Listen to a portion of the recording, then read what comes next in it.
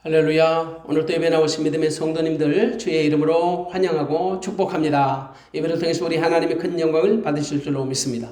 우리는 예배 가운데 주의 임재하심과 주 역사하심을 보기를 원합니다. 조금 전에 읽었던 하나님의 말씀은 열왕기상 18장 30절에서 40절 말씀, 저는 그 말씀을 가지고 무너진 단을 수축하라는 말씀을 전하겠습니다. 본문은 여러분 그 유명한 갈멜산 전투 이야기지요. 엘리야 선지자와 바알 선지자가 450명과의 유명한 전투 얘기입니다. 하나님을 대리했던 엘리야 선지자, 바알 신을 대리했던 선지자들과 영적 전투를 벌인 거죠. 그 갈멜산 전투는 우리가 알다시피 얼마나 감동적이고 드라마틱하고 장엄합니까? 그 전쟁에서 엘리야가 완성을 거두죠. 사실 그 전투는 하나님이 하나님 되심을 드러내는 최고의 전투예요. 여호와의 종교가 부활하는 대사건을 이루죠. 당시 아방은 우상숭배에 젖어 있었습니다. 부패하고 타락한 그 정권의 원흉이었던 거죠. 그래도 그 타락한 시대에 하나님은 엘리야를 준비하셔서요, 이스라엘의 무너져가는 여호와의 신앙을 회복해 주시고 하나님의 영광을 드러내는 통로로 사용하신 겁니다. 우상숭배의 괴수 아방의 정권 밑에서 외롭게 고군분투하는 엘리야 선지자, 당대 가장 영향력 있는 하나님의 참 선지자였습니다. 그는 불의한 아방의 정권 밑에서 굴복당하지 않았습니다. 꺼져가는 여호와의 신앙을 되살리는 불쏘시개 역할을 감당했던 거죠. 한마디로 이스라엘을 깨우는 참된 하나님의 선지자였어요. 엘리야는 결국 만왕의 왕이요 만유의 주제이신 하나님이 함께 하심으로 말미암아 갈멜산 전투에서 압승을 거두게 됩니다. 그래서 엘리야를 우리가 칭찬하고요, 엘리야를 영웅시하기도 해요. 그런데 모든 것이 하나님의 은혜로 됐지요. 그러므로 엘리야의 용기도 아닙니다. 엘리야의 능력도 아닙니다. 그래서 엘리야를 우리가 한 개인으로서 존경하는 것도 사실이지만 영웅시하고 찬양할 이유는 없는 것입니다. 물론 엘리야가 한 시대에 하나님의 위대한 사역을 감당했던 전설적 인물인 것은 맞지요. 그러나 우리는 엘리야 개인을 칭찬하는 것이 아니라 하나님의 손에 들려진 하나님의 도구이기 때문에, 엘리야는 위인도 아니고 영웅도 아니기 때문에 우리는 그를 들어서 하나님의 영광을 드러내셨던 그 연약한 엘리야를 들어서 하나님의 강한 용사로 사용하시는 하나님의 권능을 찬양하고자 하는 것입니다. 아방의 풍적 밑에서 이스라엘 백성들은 하나님을 버렸습니다. 그리고 바알 신을 섬기기 시작합니다. 그 바알을 국교처럼 만들어버렸어요. 하나님 백성 이스라엘이 어찌 이 지경이 되었을까요? 그래서 그만큼 한 사람의 지도자가 중요한 거예요. 당시 바알 종교는 아방의 정권의 비호를 받으면서 세력을 크게 확대시켜 나갔어요. 무엇보다도 바알을 믿는 사람들이요, 득세하는 그 현실에서 하나님의 선지자들은 길을 펴지 못하고 살아온 거죠. 한마디로 이스라엘의 여호와의 신앙이 퇴락하고 바알 종교가 이스라엘을 장악하고 있었어요. 그래서 하나님은 무너져가는 이스라엘의 그 여호와 신앙을 다시 회복하기 원하셨던 겁니다. 그 악한 시대에 그래서 남은 자를 준비해 두신 거예요. 당시 여러분 성경은 분명히 우리에게 말씀하기를 하나님은 바알에게 무릎 꿇지 아니하고 입맞추지 아니하는 7,000명의 신실한 자들을 예비해 놓으셨다고 열왕기상 19장 18절에 분명히 말씀하고 있어요. 그리고 그 중앙에 누가 있었습니까? 엘리야가 있었던 거죠. 엘리야라는 당대의 가장 능력 있는 선지자들을 하나님이 예비하셔서 꺼져가는 여호와의 종교를 다시 회복시키는 도구, 그 불씨로 사용하셨던 거예요. 그런 엘리야를 아방은 죽이고 싶을 정도로 미웠던 거죠. 못마땅하게 그렇게 생각했어요. 오죽하면 아방은 엘리야를 만났어요. 이스라엘을 괴롭히는 자라고 힐난해요. 열왕기상 18장 17절에 보니까 이스라엘을 괴롭게 하는 자다. 정반대죠. 아방이 이스라엘을 괴롭혔죠. 이스라엘을 괴롭히는 자가 아니라 하나님의 나라를 무너뜨리는 그 사단의 주범이었던 거예요. 그런 아방과 엘리야가 만났어요. 그리고 이제는 피할 수 없는 한판 승부를 벌이게 된 겁니다. 어차피 함께 갈 수 없는 거짓 신과의 그 한판 대결이 불가피했던 거죠. 그래서 아방은 자기가 믿는 바알 선지자들과요, 아세라 선지자들을 갈멜산으로 모았던 거예요.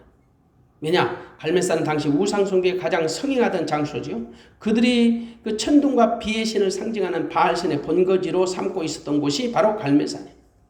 여러분, 신앙은 회색지대가 없어요.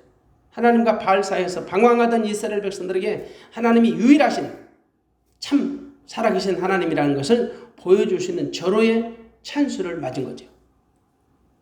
그래서 엘리야가 먼저 모든 백성들 앞에서 갈멜산 전투의 그 대계를 선언합니다. 일종의 선전포고지요. 엘리야는 자기 백성들에게 너희가 과연 어느 때까지 하나님과 바알신 사이에서 머뭇머뭇하려냐고 책망을 해요. 왜냐하면 그동안 이스라엘 백성들은 한편으로는 하나님을, 한편으로는 바알신을 섬기면서 줄타기를 하고 살았거든요. 하나님을 제대로 섬기지도 못하면서 그렇다고 해서 하나님을 포기할 수도 없고, 그러나 그들의 눈에 보이는 그 당시 그들을 그렇게 믿도록 했던 그 아방과 이세벨에 의해서 바알신을 여러분 섬길 수밖에 없는, 바알에게 속할 수밖에 없는 그런 처절한 운명 속에서 괴로움을 당하고 있었던 거예요. 그래서 결국 하나님의 징계를 받잖아요. 이른바 3년 반 동안 극심한 기근에 시달리게 되는 거죠. 하늘에서 우로가 내리지 않는. 근데 아방은 그 기근을 하나님의 징계로 받아들이지 않아요. 왜? 영이 죽었으니까. 분별력이 없어요. 아방은 하나님에 대해서 철저하게, 아니 완전하게 죽은 자죠. 그러니 하나님의 섭리를 알 턱이 없는 겁니다. 심지어 왕은요, 채통을 걸고 기근을 해버려버리고 발버둥을 쳤어요. 물을 얻기 위해서 수맥까지 탐색하는 열심을 내었어요. 그게 18장 5절에 나와요. 5절 한번 읽어드리겠습니다. 아합이 오바댜에게 이르되 이 땅의 모든 물 근원과 모든 내로 가자. 혹시 꼴을 얻으리라. 그러면 말과 노새를 살리리니 짐승을 다 잃지 않게 되리라 하고, 아합이 그 자기 신복 오바댜에게 이 땅의 모든 물 근원, 물이 나올 만한 곳은, 그리고 모든 내로 가자. 그렇게 요청을 해요. 한마디로 해서 그 수맥을 탐색하는 거예요. 그것도 백성들은 안중에도 없어요. 짐승에게 마실 물을 구한대요. 참 한심하죠. 아합은 기근을 하나님의 징계로 여기지 않고 자기 힘으로 해결해버리고 몸부림을 친 거예요. 오히려 아합은 하나님의 선지자들을 핍박하고 박해하는 데만 국정의 모든 에너지를 다 허비했어요. 그러므로 그 땅에 하나님의 선지자가 전멸될 위기에 처한 거죠. 그러나 하나님은 시대마다 당신의 남은 자를 예비하셔서 하나님의 구원 역사를 이루어 가십니다. 당시에 하나님의 구원 역사를 위해서 준비된 사람이 있었는데 바로 그 사람이 엘리야 선지자예요. 그리고 하나님은 엘리야 선지자를 갈멜산 전투의 대리인으로 사용하셨던 겁니다. 마침내 엘리야 선지자, 바알 선지자의 생명을 건 혈투가 시작돼요. 이른바 참 선지자와 거짓 선지자를 분리하는 작업을 하시는 거죠. 근데 이 전투하는 방식, 전투하는 목적이 전혀 달라요. 바알 선지자들은 생계를 위해서 어쩔 수 없이 싸워야 했습니다. 그러나 엘리야는 살아계신 하나님, 사신 하나님의 이름을 원수들의 목전에서 드러내기 위해서 싸워야 했던 거죠. 그래서 선전포고는 누가 하느냐? 엘리야가 먼저 해요.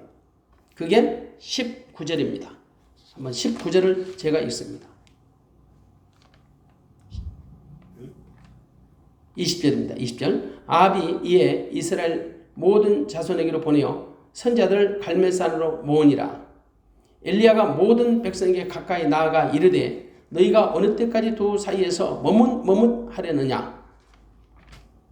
여호와가 만일 하나님이면 그를 쫓고 바알이 만일 하나님은 그를 쫓을지니라 하니 백성이 한 말도 대답지 아니하는지라.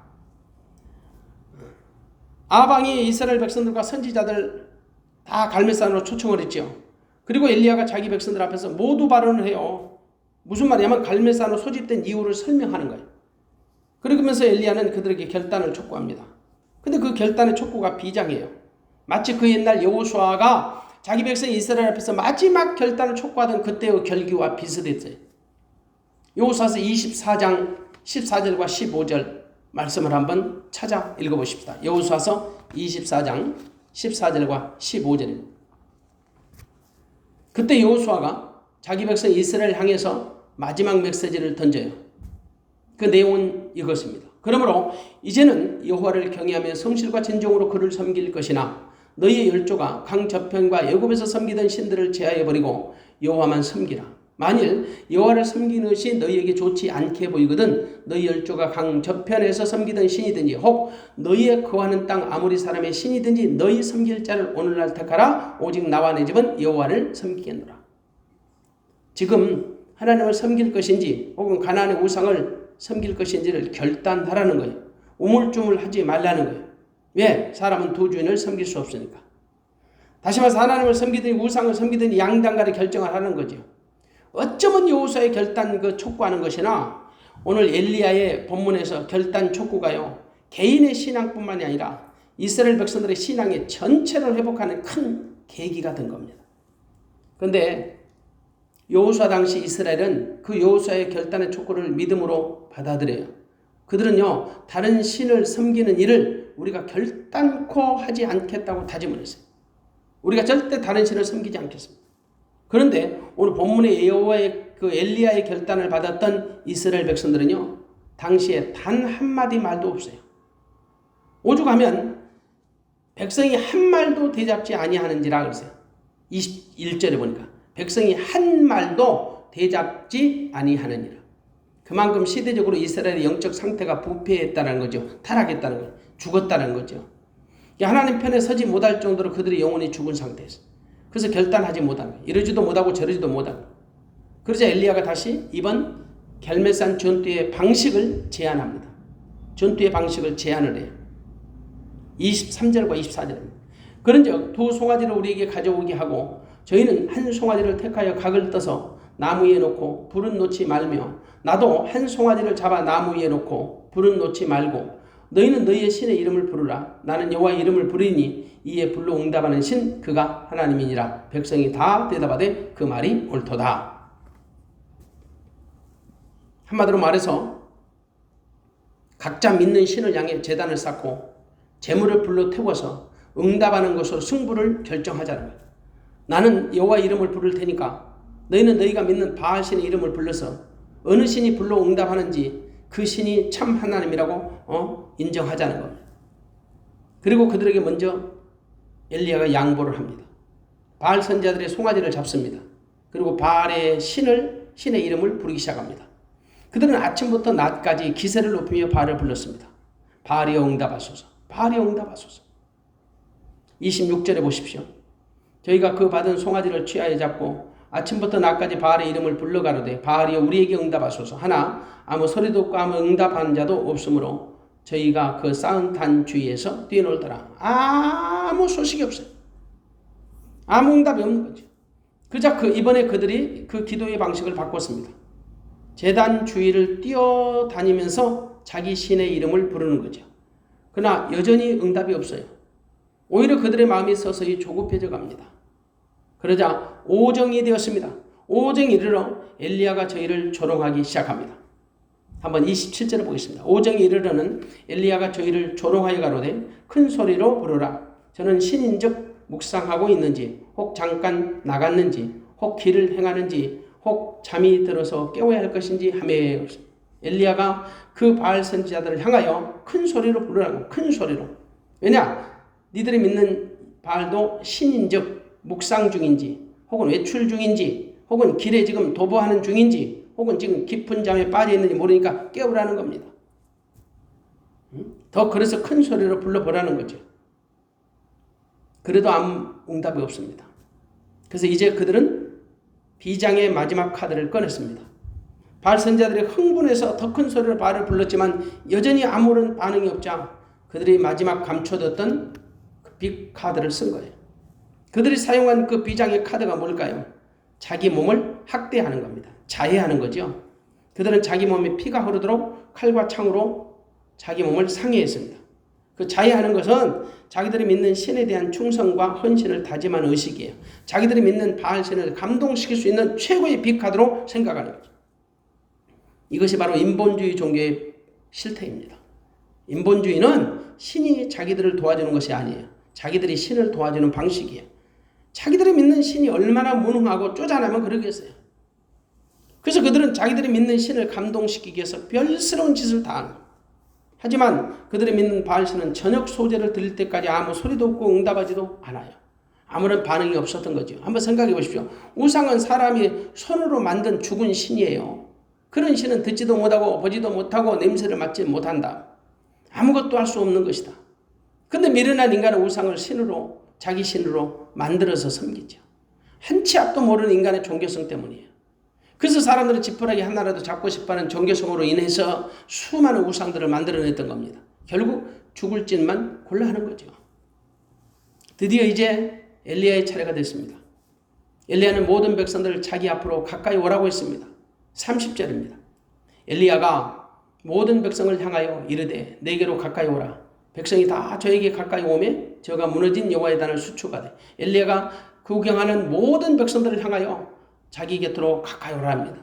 이 영적인 의미는 하나님께 가까이 오라는 겁니다. 자기는 하나님의 종이고 하나님께 속한 자고 하나님의 대리인이기 때문에 내게 가까워라는 얘기는 결국은 하나님께 가까이 오라. 하나님께 가까이 왔을 때 자기의 몰골이 드러나고 자기의 실체가 드러나고 그리고 하나님의 은혜를 받고 하나님의 능력을 체험할 수 있기 때문에 내게로 가까우라는 것은 결국은 하나님께 가까이 오라는 것과 같은 거예요. 엘리야는 바알 선지자들처럼 요란하게 소리를 지르지 않았습니다. 어떤 종교적인 퍼포먼스를 취하지 않았습니다. 그는 먼저 무너진 여호와의 단을 수축하기로 한 거예요. 무너진 단을 수축했다라는 것으로 볼 때 그곳에 이미 하나님의 단이 있었다는 것을 알 수 있습니다. 하나님께 제사하던 단이 무너진 상태로 방치되어 있었던 거죠. 그래서 무너진 단을 수축하기로 한 거예요. 그 수축하는 것은 뭔가? 고치는 것입니다. 개축하는 것입니다. 회복하는 것입니다. 당시 그곳에는 바알신을 섬기는 제단은 화려하고 아름답게 꾸미고 단장되어 있었을 겁니다. 그러나 하나님의 단, 여호와의 단은요, 무너져서 흔적만 있었을 겁니다. 하나님께 드리는 제사가 중단되었다는 것을 의미하는 거죠. 이 말씀 한 구절만으로도 우리는 당시 이스라엘의 영적 상태를 충분히 짐작할 수 있어요. 그래서 엘리야는 무너진 단을 먼저 수축하기로 한 거예요. 근데 수축하는 방식도 자기 마음대로 하는 게 아니에요. 야곱의 아들들의 지파의 수요를 따라 12돌을 취하는 방식이었습니다. 31절을 봅니다. 야곱의 아들들의 지파의 수요를 따라 12돌을 취한 이 야곱은 여호와께서 이쪽에 저에게 임하여 이르시기를 내 이름을 이스라엘에 하리라 하신 자더라. 여호수아를 필두로 해서 이스라엘이 가나안 땅에 들어갈 때 12돌을 취하였던 것을 기억하게 만드는 겁니다. 가장 먼저 요단강을 건넌 이스라엘 백성들이 요단 가운데서 12돌을 취하여서 자기들이 살 수 있는 그 유숙할 곳으로 가져온 거예요. 물론 요단 가운데서도 12돌을 세워놨습니다. 그게 여호수아서 4장 8절 9절이에요. 그러니까 12돌을 세웠다라는 것은 후 세대들에게 이 사건을 잊지 말고 기억하도록 하는 겁니다. 엘리야가 제단을 수축할 때 12돌로 쌓은 것은 이스라엘을 향한 하나님의 언약, 여호와의 언약이 변치 않았다는 것을 상기시키는 거죠.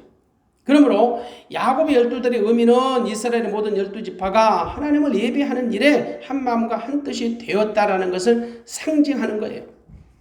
물론 하나님의 징계로 이스라엘이 남과 북으로 분단되었지만 여전히 야곱의 12지파로 구성된 이스라엘은요, 하나입니다. 엘리야는 여호와의 이름을 의지하여 돌단을 그래서 쌓은 거예요. 그리고 그는 단추에 도랑을 팠습니다. 물이 흐르는 수로를 만든 거지요. 그리고 제물로 송아지를 잡았습니다. 한마디로 엘리야는 율법의 규정대로 그대로 했어요. 그리고 특별한 행위를 한 가지 더 추가합니다. 34절을 보겠습니다.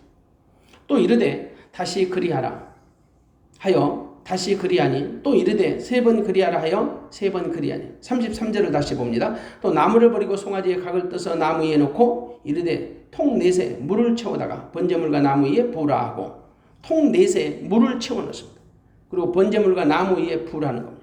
그런데 그것을 몇 번요? 한 번만이 아니라 세 번씩이나 추가하는 겁니다. 그랬더니 물이 단에 흘러갑니다. 도랑에도 흘러 넘칩니다.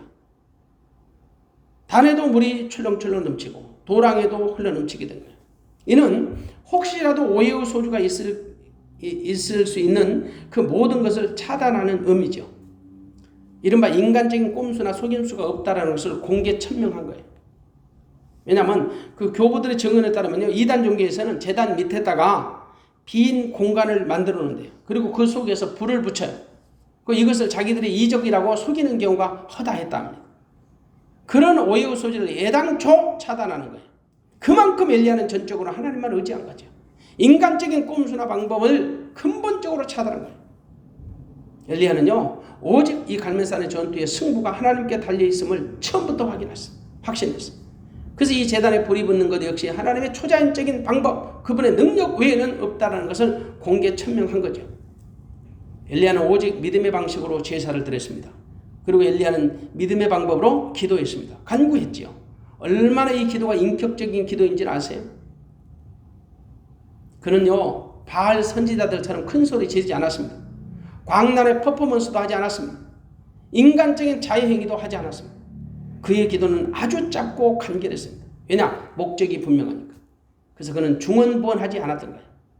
한마디로 그의 기도의 핵심은 36절입니다. 한번 36절을 읽습니다. 저녁 소재 드릴 때 이르러 선지자 엘리야가 나아가서 말하되 아브라함과 이삭과 이스라엘의 하나님 여호와여 주께서 이스라엘 중에서 하나님이 되심과 내가 주의 종이 됨과 내가 주의 말씀대로 이 모든 길을 행하는 것을 오늘날 알게 하옵소서. 이 기도의 내용은 딱 세 가지예요. 하나님이 하나님 되심, 자기가 하나님의 종 되는 것, 이 모든 일이 다 하나님의 말씀으로 되어졌다는 사실을 깨달아 알게 해달라는 거죠. 세 가지요. 하나님의 하나님 되심, 내가 하나님의 종 되고 이 되어지는 모든 일들이 하나님의 말씀대로 되어졌다는 사실을 인정하는 겁니다. 알리게 해달라는 거죠. 얼마나 기도가 고상해요. 자기 생명이 경각간에 달려서 생명을 구해달라는 기도 안 했잖아요. 우상숭배들 그 앞에서 바알 선자들 앞에서 자기 체면을 살려달라고 기도한 게 아니잖아요. 이른바 자기 유익을 구하지 않았습니다. 자기 목적을 위한 기도가 아니었습니다. 엘리야의 기도는 하나님의 나라에 합당한 기도였어요. 먼저 그의 나라와 그의 의를 구하는 기도였던 거지. 그러니 얼마나 하나님이 기뻐하시겠어요. 왜냐? 모든 기도의 중심에 하나님이 계셨던 거지. 하나님의 하나님 되심, 자신이 하나님의 종이 된 것, 이 모든 일이 하나님의 말씀대로 되어졌음을 알게 해달라는 기도야말로 하나님의 보좌를 움직이는 최상의 기도였던 거지.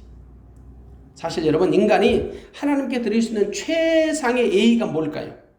그것은 하나님의 하나님 되심을 인정하고 선포하는 겁니다. 그러니까 하나님의 하나님 되심은 하나님의 보좌를 인정하는 것이고요. 하나님의 영역을 인정해 드리는 거예요. 인간이 타락한 것은 하나님의 영역을 침범함으로 말미암아 발생한 거예요. 사단의 역사가 그래요. 하나님을 섬기는 천사장이 반역을 시도한 거지요. 이른바 하나님의 영역을 침범한 것이요. 이사야서 14장 12절에 14절 말씀, 아침의 아들 계명서 루시퍼가 하늘에 올라 하나님의 목별 위에 자기의 보좌를 높입니다. 그리고 지극히 높은 자와 비길이라 했던 겁니다. 이른바 하나님의 영역을 침범한 거죠. 하나님의 영역을 찬탈한 거예요. 여러분, 하나님의 영역은 분명하십니다. 하늘은 하나님의 보좌입니다. 땅은 그분의 발등상입니다. 그분은 창조자이시고 우리는 그분의 피조물입니다. 이 한계를 무너뜨리면 안 됩니다. 이 영역을 침범하면 안 됩니다. 하나님과 인간은 분명한 영역이 존재합니다. 분명한 경계선이 존재하는 거죠. 이 영역을 무너뜨리는 것이 사단이에요. 이 경계를 허무는 것이 사단이에요. 물론 그렇다고 해서 무너지는 것은 아니에요. 하지만 하나님의 영역을 무너뜨리려고 하는 자체가 죄악입니다. 하나님의 경계를 허물어뜨리는 것이 사단의 꼼수예요. 어떤 피조물도 하나님의 영역에 도전하면 안 돼요. 하나님의 영역은 하나님의 이름이고 하나님의 성품이고 하나님의 권능이고 역사인 거죠. 결코 어떤 것도 넘볼 수 없는 하나님의 것입니다. 그러므로 하나님의 영역을 침범하는 것은 죄악 중에 큰 죄입니다. 그것은 바로 하나님의 영광과 권능에 도전하는 것이고 하나님의 권한과 보좌를 침범하는 것이에요. 비록 하늘에 속한 천사라도 하나님의 영역에 도전하는 자를 하나님은 결코 용납지 아니하세요. 하나님의 경계를 무너뜨리는 그 어떤 것도 하나님은 허용하지 아니하십니다. 그러므로 우리가 하나님께 대하여 고백할 수 있는 가장 복된 신앙은 하나님의 하나님 되심을 인정하고 선포하는 것. 물론 우리가 선포하고 인정한다고 해서 그분의 권위가 세워지고 그분의 보좌가 확보되는 것은 아니에요. 그럼에도 불구하고 우리가 할 수 있는 일은 하나님의 영역을 인정해 드리는 거죠. 그동안에 대부분 이스라엘은 하나님의 하나님 되심을 인정해 드리지 않았습니다. 그래서 여호와의 신앙이 무너진 거죠. 하나님께 제사를 드리던 단이 무너진 거예요. 이제 그 무너진 단을 수축해야만 했습니다. 단을 수축하는 것은 신앙의 보수공사를 하는 거죠. 신앙의 기본을 다시 세우는 거죠.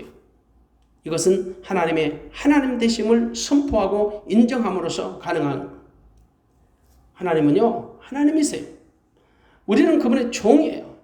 고상하게 말하면 우리는 하나님의 자녀고 하나님의 백성이죠. 이 관계가 무너지면 안 된다고요. 이 관계가 무너지면 하나님에 대한 믿음이 붕괴되는 거예요. 때문에 엘리야는 하나님의 하나님 되심을 먼저 구했던 거죠. 이것은 각 사람의 믿음을 세워주는 최고의 기준이에요. 우리가 속한 어떤 곳에든지 각자에게 맡겨진 영역이 있거든요. 그 사람이 속한 자리, 그 사람의 자격, 그 사람의 자질, 그것은 반드시 세워지고 인정받아야죠. 예를 들어서 가정에서도요, 그 가장의 자리가 있어요. 그 자리를 세워줘야 해요. 그 가장에 자격이 있고 자질이 있다고요. 그 인정을 받아야 해요. 만일 그런 질서와 관계가 무너지잖아요. 가정은요, 깨지는 거예요. 풍비박산나는 거예요. 영적 관계는 더 그래요. 하나님과 인간관계는 더욱 그러하다고요. 왜? 창조주와 피조물의 관계거든요. 만일 그 관계가 무너지면요, 우리 믿음은 헛것이에요. 그런 차원에서 오늘 본문의 엘리야의 기도는 최고의 기도고 최상의 기도인 거죠. 그러므로 우리의 기도도 역시 엘리야의 기도처럼 하나님의 하나님 되심을 먼저 선포하는 기도해야 할 줄로 믿습니다. 그 기도는 하나님과 관계 속에서 내가 누구인가를 분명하게 알려주기 때문이에요. 그리고 엘리야는 자기가 주의 종이 됨을 알게 해달라고 기도한 겁니다. 이 기도는 하나님이 하나님 되심을 아는 자라면 마땅히 해야 할 기도입니다. 하나님이 하나님 되시고 나는 그분의 종이 됨을 아는 것은요, 하나님과 나와의 관계가 어떤 관계인가를 정립을 해줘요. 깨닫게 해주는 거예요. 많은 사람들이 하나님을 인정한다고 말해요. 근데 자기와의 관계를 바르게 알지 못하기 때문에 믿음이 병이 들어요. 파산하는 거예요. 하나님을 알고 자신을 아는 것, 믿음의 기본이잖아요. 믿음의 근본이지요. 근데 엘리야는 하나님의 하나님 되심과 자기가 하나님의 종이 됨을 알게 해달라고 그래서 기도한 겁니다. 얼마나 영성 있고 겸손한 기도입니까? 그리고 엘리야의 세 번째 기도는 이 모든 일이 하나님의 말씀대로 되어진 것을 모든 사람들로 하여금 알게 해달라고 기도한 거예요. 한마디로 모든 역사가 하나님의 말씀대로 이루어진 것을 깨달아 알게 해달라는 거죠. 많은 사람들이 하나님의 하나님 되심을 인정하고요, 자기가 하나님의 종이 되었다는 사실을 인정하면서도 모든 일이 하나님의 말씀대로 되어졌다는 사실을 인정하지 못하는 경우가 허다해요. 마치 자기들의 열심, 자기들의 수고, 자기들의 능력, 그것으로 되어졌다고 생각하는 경우가 많다고. 이른바 하나님의 모든 역사를 자기 공로로 치부해버리죠. 하나님 받으실 영광을 자기가 가로채는 거죠. 이것이 돌이킬 수 없는 죄예요. 모든 영광은 하나님 받으셔야 하는데 하나님 받으실 영광을 가로채는 것은 하나님을 모독하는 것이고 대적하는 거예요. 사실 우리 믿음의 최종의 결국이 뭘까요? 모든 영광을 하나님께 돌리는 거죠. 이게 믿음의 결국이에요. 그러므로 우리는 모든 일의 시종이 하나님께로 되어진 것을 믿어야 합니다. 모든 만물이 주에게서 나오고 주로 말미암고 주에게로 돌아가는 것을 고백하는 자들이에요. 결론적으로 말씀드릴게요. 엘리야의 기도의 특징이 뭘까요? 모든 것의 주체가 하나님이시라는 거예요. 그걸 믿고 고백하는 거예요. 모든 것의 주체가 하나님이세요. 하나님이 하나님 되시고 나는 하나님의 종이 되고 이 되어지는 모든 일들이 하나님 말씀으로 되어졌다는 사실을 인정함으로 말미암아 모든 것의 주체가 바로 하나님이시라는 거예요. 그러니 엘리야의 기도가 얼마나 하나님 보시기에 아름다운 기도입니까? 복된 기도입니까? 그러니까 하나님이 엘리야의 기도에 즉각 응답하시잖아요. 뭘로? 불로. 38절을 보십시오. 38절에 보면 이에 여호와의 불이 내려서 번제물과 나무와 돌과 흙을 태우고 또 도랑에 물을 핥은지라. 하나님 불이 내려서 번제물과 나무와 돌과 흙을 태우고 도랑에 물을 핥아버렸어요. 엘리야의 그 기도대로, 엘리야의 믿음대로 하나님의 불이 제단에 떨어진 거죠. 그랬더니 모든 백성이 깜짝 놀라서 엎드려 죽고 말았어요. 39절에 보십시오. 39절. 모든 백성이 보고 엎드려 말하되 여호와 그는 하나님이시로다. 여호와 그는 하나님이시로다 하니. 모든 백성이 깜짝 놀라서 엎드렸어요.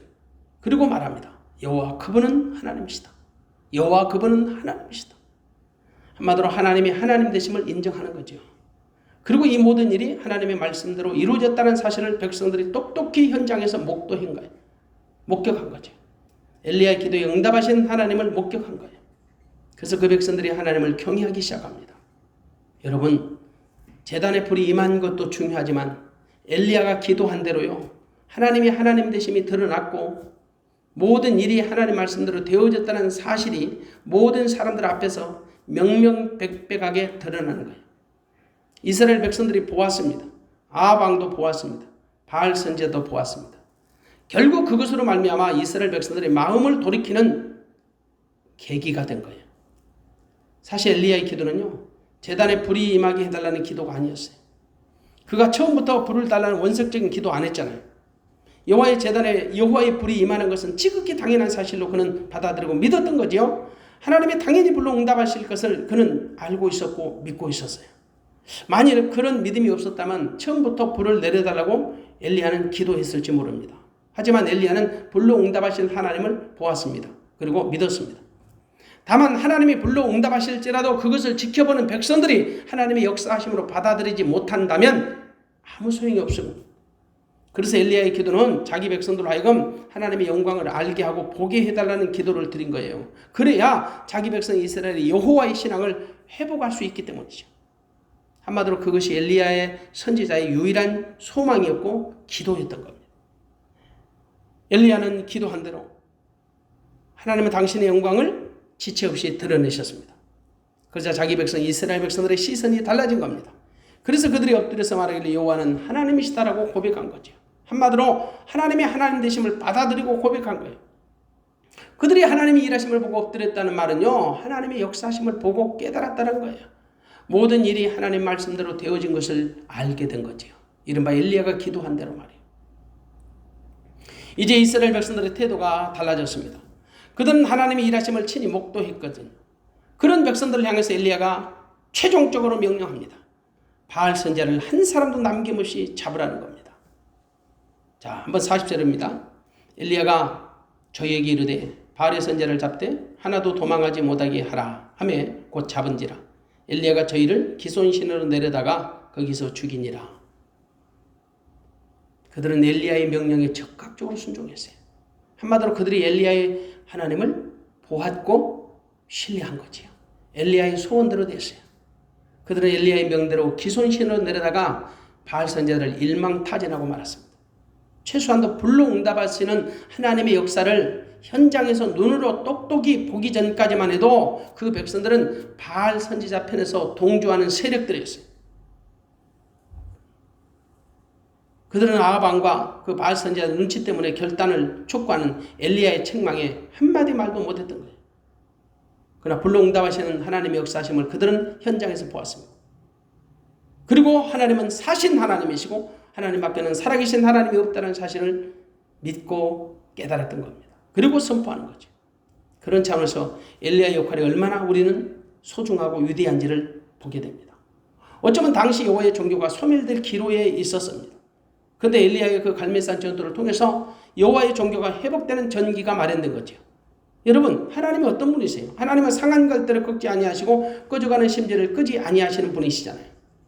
하나님이 상한 갈대 안 꺾으세요. 꺼져가는 심지 안 끄세요.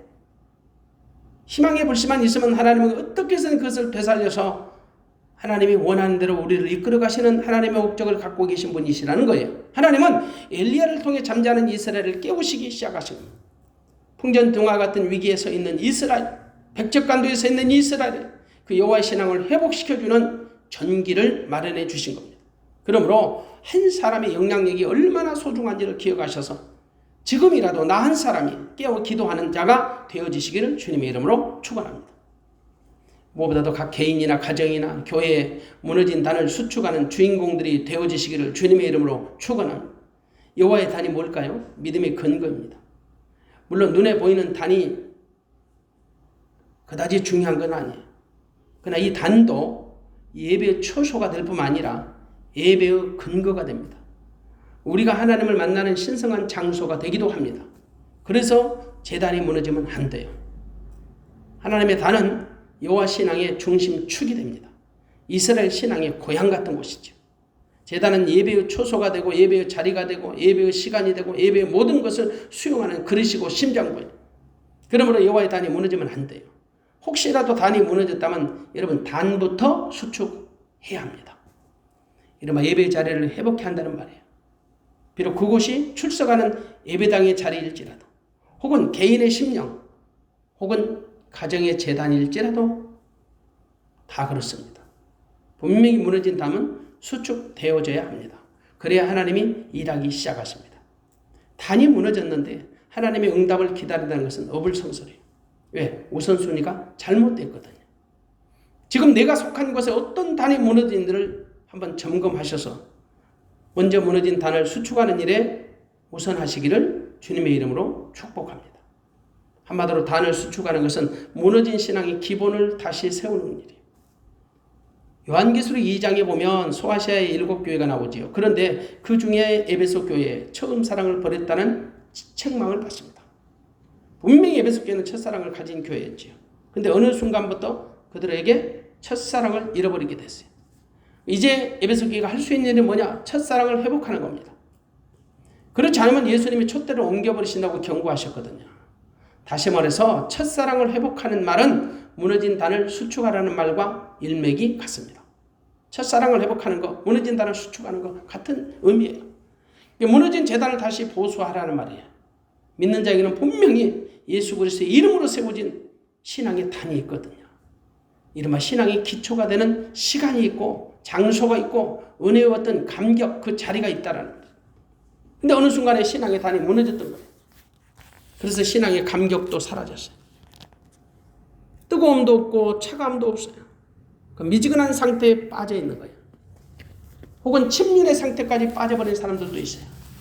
그러므로 무너진 단을 먼저 수축하는 것이 우선이고 급선무. 다만 무너진 단을 굳이 눈에 보이는 장소적인 개념으로 오해할 필요는 없다는 거죠. 단은 얼마든지 영적인 의미로 접근할 수 있는 것입니다. 각 사람마다 기도의 단이 무너진 사람도 있을 수 있습니다. 예배 단이 무너진 사람이 있을 수 있습니다. 헌신의 단이나 봉사의 단이 무너진 사람이 있을 수 있습니다. 혹은 말씀의 단이 무너져서 마음고생하는 사람도 있습니다. 분명히 하나님과 다양한 관계 속에서 무너진 단으로 인해서 가슴앓이 하는 사람들도 있습니다. 중요한 것은 반드시 무너진 단이 먼저 수축되어져야 한다는 거죠. 단을 수축하는 것은 단을 수축하지 않은 채 그 영적인 어떤 행위를 추구하는 것은 어쩌면 설거지하지 않은 그릇에 음식물을 담아 먹으려는 것과 마찬가지일 겁니다. 그러므로 무너진 단을 수축하는 것은 결국 하나님과 우리와의 관계를 새롭게 정립하는 것이고 하나님과 관계를 정상으로 회복시키는 것입니다. 그래서 무엇보다도 먼저 무너진 단을 수축하는 일을 해야 합니다. 혹시라도 우리 가운데 무너진 단이 있다면 단을 수축해서 하나님과 관계가 다시 회복되어 하나님의 모든 영광을 드러내는 복된 통로로 사용되어지시기를 주님의 이름으로 축원합니다. 오늘 지금 시대가 악하기 때문에 혼란스럽기 때문에 어쩌면 교회들마다 예배의 단이 무너져 있고요. 기도의 단이 무너져 있고 혹은 전도의 단이 무너져 있고 헌신의 단, 희생의 단 혹은 말씀의 단, 영적인 모든 총체적인 단들이 무너져서 어디서부터 손을 써야지 어디서부터 수축해야 할지 모를 지경까지 이르렀는지 모릅니다. 사랑하는 성도 여러분, 반드시 우리 안에 무너졌던 그 단이 어딘가를 분명히 확인하셔서 점검하셔서 무너졌던 여호와의 제단이 여러분 심령 가운데 다시 회복되는 놀라운 역사가 있어지기를 주님의 이름으로 축원합니다. 축원합니다. 기도하겠습니다.